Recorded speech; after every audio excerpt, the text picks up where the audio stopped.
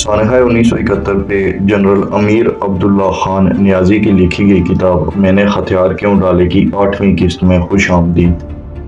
1965 کی جنگ میں میں نے 4FF کو احکامات جاری کیے تھے کہ دشمن کسی صورت بھی ظفروال کو عبور کرنے نہ پائے، ہر قیمت پر اس کا راستہ روک دیا جائے، وہ فقط تمہاری لاشوں ہی سے گزرے۔ اتفاق دیکھیے 1971 میں حلی کے مقام پر میں نے اسی طرح کے احکامات جاری کیے۔ اس وقت بھی 4FF وہاں تعینات تھی۔ دونوں بار ان احکامات پر لفظ بلفظ عمل ہوا تھا۔ میں نے ساری سپاہ کو آخری آدمی آخری گولی تک لڑنے کا حکم دیا، جس کا مطلب یہ تھا کہ اس وقت تک جنگ لڑتے رہیں جب تک انہیں شہادت نصیب نہ ہو۔ دونوں بار جب میں نے یہ احکامات جاری کیے تو میری آنکھوں سے آنسو چھلک پڑے تھے، لیکن میں اس وقت قطعی نہیں رویا تھا جب میں نے چارج لینے کے بعد ڈسپلن پر سختی سے عمل درآمد کے متعلق چٹھی لکھی تھی۔ وہ ڈسپلن جو نااہل اور ناتجربہ کار آفیسرز نے خراب کر دیا تھا۔ میں اس وقت بھی نہ رویا تھا جب میں نے GHQ کو ڈھاکہ سے بھیجے گئے سامان طائش سے بھرے ہوئے بحری جہاز کے متعلق چٹھی لکھی تھی۔ اس جہاز میں بھرے ہوئے سامان طائش اور اس کے نئے مالکان پر جنرل فرمان علی یقیناً روشنی ڈال سکیں گے۔ میں اس وقت بھی نہ رویا تھا جب میں نے ناپسندیدہ افسروں کو کمان سے ہٹا کر واپس بھیج دیا تھا۔ میں اس وقت بھی نہ رویا تھا جب میں نے ان لوگوں کے خلاف ضابطے کی کارروائی کی تھی جنہوں نے فوجی ڈسپلن کی خلاف ورزی کی تھی یا بزدلی کا مظاہرہ کیا تھا۔ جانبدار مصنفین اور ناقابل اعتماد لوگ مجھے گزند نہیں پہنچا سکتے۔ جب ان لوگوں کے آقا یعنی مسٹر بھٹو اور جنرل ٹیکا خان حوصلے اور ضمیر کے سوا ہر دولت سے مالا مال ہونے کے باوجود مجھے کوئی نقصان نہ پہنچا سکے تو یہ کاسا لیس میرا کیا بگاڑ لیں گے؟ ان لوگوں کا تو ماضی ایسا ہے کہ یہ اور تو کجا خود اپنے اہل خانہ کو منہ دکھانے کے قابل نہیں۔ 9 دسمبر 1971 کو فوج کے سینئر افسروں بشمول میجر جنرل راؤ فرمان علی اور گورنر مالک کو اس عظیم المیے سے بچنے کی کوئی امید نہ رہی تھی، اور یہ سب لوگ جنگ بندی کے متعلق علل اعلان سوچ رہے تھے۔ مجھے ان کی تشویش سے آگاہ کیا گیا اور کہا گیا کہ جنگ بندی کے سلسلے میں کارروائی کا آغاز کروں، لیکن میں نے انکار کر دیا۔ چنانچہ ڈاکٹر مالک نے بحیثیت گورنر صدر یحییٰ خان کو سگنل دیا، میں ایک بار پھر آپ سے جنگ بندی اور سیاسی سمجھوتے کی درخواست کرتا ہوں۔ جنرل فرمان علی تو 21 نومبر ہی سے نا امید ہو گئے تھے۔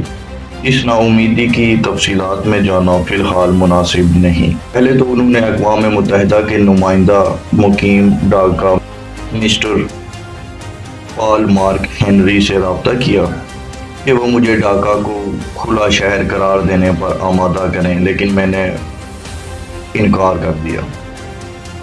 ڈاکٹر مالک تو شروع ہی سے سیاسی تضعیفے کے لیے کوشاں تھے۔ وہ یہ نہیں چاہتے تھے کہ قتل و غارت گیری ہو اور خون کی ندیاں بہیں۔ وہ ایک عظیم پاکستانی تھے اور سیاسی تصفیے کے لیے خلوص دل سے کوشش کر رہے تھے۔ مذکورہ بالا پیغام نہ تو جنرل فرمان علی نے لکھا اور نہ اس سے مورد تھے، بلکہ انہوں نے تو اس پیغام کے ساتھ کوئی اور سلوک ہی کیا تھا جس کے متعلق وہ تاحیات متفکر رہے ہیں۔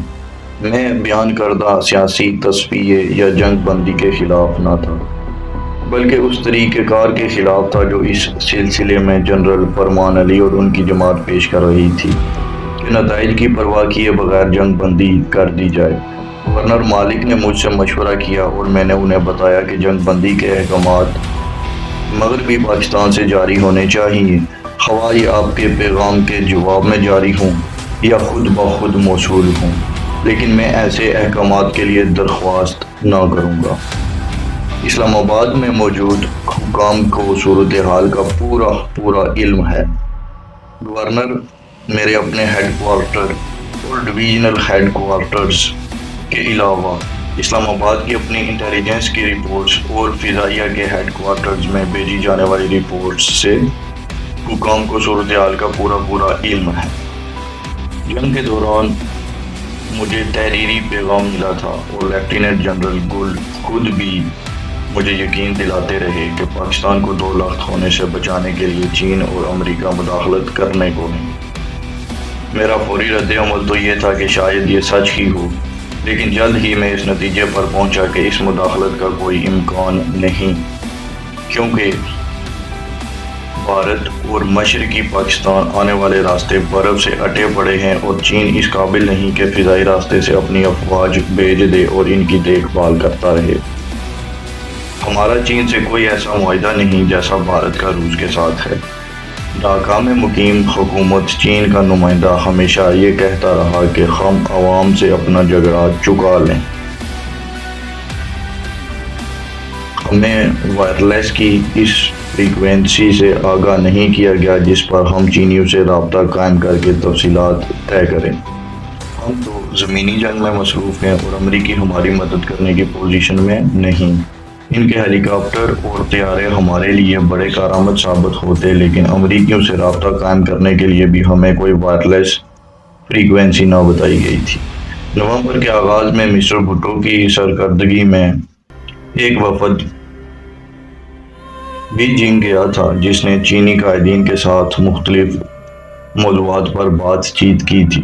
اس دورے کے دوران میں مسٹر بھٹو نے اعلان کیا تھا، اس اجلاس کے نتائج کی روشنی میں دشمن کو حملہ کرنے کی جرات نہ ہوں گی۔ چینیوں کے متعلق میرا اندازہ یہ ہے کہ وہ اچھے لوگ ہیں، عملی کام کرتے ہیں اور کھوکھلے نعرے نہیں لگاتے۔ مسٹر بھٹو نے عوام یا حکومت کو صحیح صورتحال سے آگاہ نہیں کیا۔ انہوں نے دونوں کو گمراہ کیا، دمادم مست قلندر کا نعرہ لگایا۔ چین کے ساتھ ہمارا کوئی ایسا معاہدہ نہ تھا کہ جارحیت کی صورت میں وہ ہماری مدد کرے گا۔ بین الاقوامی تعلقات محض زبانی جمع خرچ پر استوار نہیں ہوتے، یہ تو 2 طرفہ ٹریفک ہے۔ اصل حقیقت یہ ہے کہ چین نے وفد کو سیاسی حل تلاش کرنے کا مشورہ دیا تھا۔ اس وفد کے ہمراہ اعلیٰ سرکاری حکام تھے۔ انہوں نے صدر اور چیف آف آرمی اسٹاف کو حقیقت حال سے آگاہ کیا ہوگا۔ اقتدار میں آنے کے بعد مسٹر بھٹو نے الٹی ذکنت لگائی۔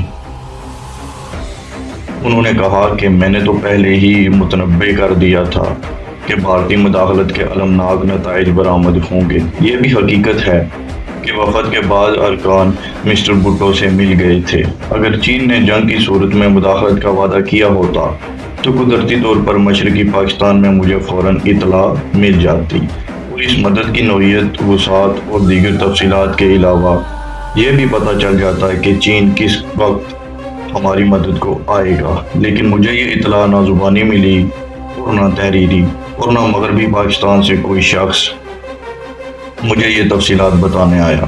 اس کے برعکس مشرقی پاکستان میں متعین چین کا نمائندہ مسلسل سیاسی حل تلاش کیے جانے کی ضرورت پر زور دیتا رہا۔ جنرل ٹیکا خان کا مشرقی پاکستان کی گورنری سے علیحدگی کے سلسلے میں نے کوئی کردار ادا نہیں کیا۔ کسی کی غیبت کرنا یا بلا وجہ کسی کو نقصان پہنچانا میری عادت میں شامل نہیں۔ دراصل بونڈے طریقے اور نااہلی انہیں لے ڈوبی۔ انہیں بوچر کا لقب دیا گیا تھا۔ میں فوج کا کمانڈر تھا اور میرا کام براہ راست جنرل ہیڈ کوارٹرز کی ماتحتی میں مفتی باہنی اور بھارت کے خلاف لڑنا تھا۔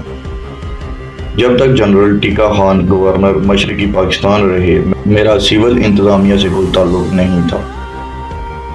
وہی لوگوں کی گرفتاریوں، سزاؤں وغیرہ کے ذمہ دار تھے، کیونکہ وہ مارشل لا ایڈمنسٹریٹر بھی تھے۔ چنانچہ 1 دسمبر 1971 کو جو تباہی مچی، اس کی ذمہ داری مجھ پر نہیں بلکہ جنرل ٹیکا خان اور ان کے مشیروں پر عائد ہوتی ہے۔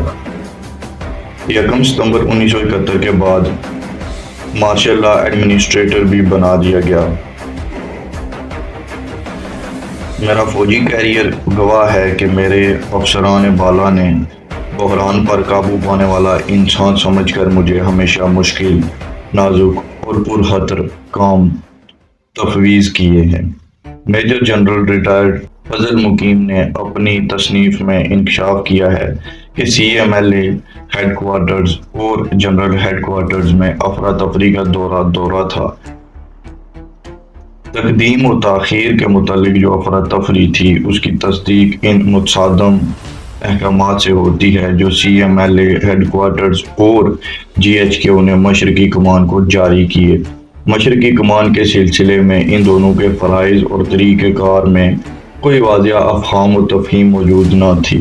بھارتی حملے کی صورت میں اگرچہ جنرل ہیڈ کوارٹرز نے واضح جنگی ہدایات دے رکھی تھی، لیکن ان ہدایات پر عمل درآمد کی نگرانی کا کوئی انتظام نہیں تھا۔ اس کے برعکس رفتہ رفتہ ہر امر میں مشرقی کمان کو خود مختار تفویض کی جا رہی تھی۔